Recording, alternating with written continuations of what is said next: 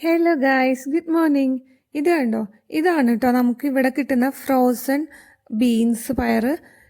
Frozen അല്ലാതെ beans കിട്ടും, പക്ഷെ എല്ലാ കടയിലൊന്നും അങ്ങനെ കിട്ടില്ല.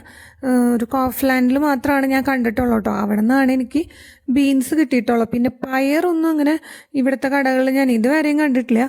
നമുക്ക് പയറൊക്കെ കിട്ടുന്നത് കൂടി ഇന്ത്യൻ ഷോപ്പിലാണ്. അവിടെ പോകുമ്പോഴാണ് നമ്മൾ കുറച്ച് 1 കിലോനോ ഒക്കെ ആയിട്ട് അതിൻ്റെ ഒരു കെട്ടൊക്കെ ആയിട്ട് പയറൊക്കെ എടുത്തിട്ട് വരാറ് കേട്ടോ.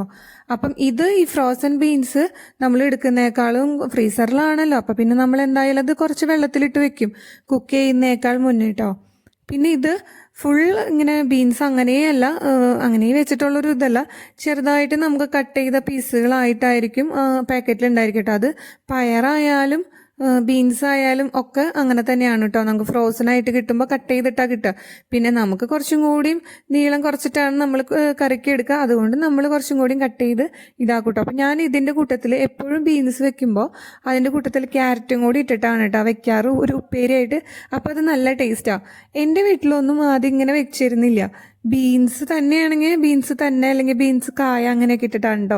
ഞാൻ കല്യാണം കഴിഞ്ഞ് വന്നതിന് ശേഷമാണ് അവിടെ മമ്മി ഇങ്ങനെ ബീൻസും ക്യാരറ്റൊക്കെ ഇട്ടിട്ട് കറി വയ്ക്കും. അപ്പോൾ അത് നല്ല ടേസ്റ്റാണ് കേട്ടോ കഴിക്കാനായിട്ട്.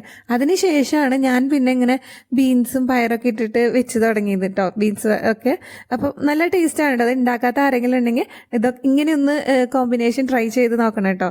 ഞാൻ പിന്നെ ഉപ്പേരിയൊക്കെ ഉണ്ടാക്കി കഴിയുമ്പോൾ അറ്റ് ലാസ്റ്റ് ഞങ്ങൾക്ക് ഇവിടെ പൗഡർ കിട്ടും, ഇതിൻ്റെ നാളികേരത്തിൻ്റെ പൗഡർ കിട്ടും. അപ്പോൾ അത് നല്ല ഫൈൻ പൗഡറല്ല, ജസ്റ്റ് കുറച്ച് തരുതരുപ്പൊക്കെ തരുതരുന്നതിനുള്ള ഒരു പൗഡറാണ് കേട്ടോ. അതും കൂടി ഇട്ട് കഴിയുമ്പം കഴിക്കാനായിട്ട് നല്ല ടേസ്റ്റാണ് കേട്ടോ.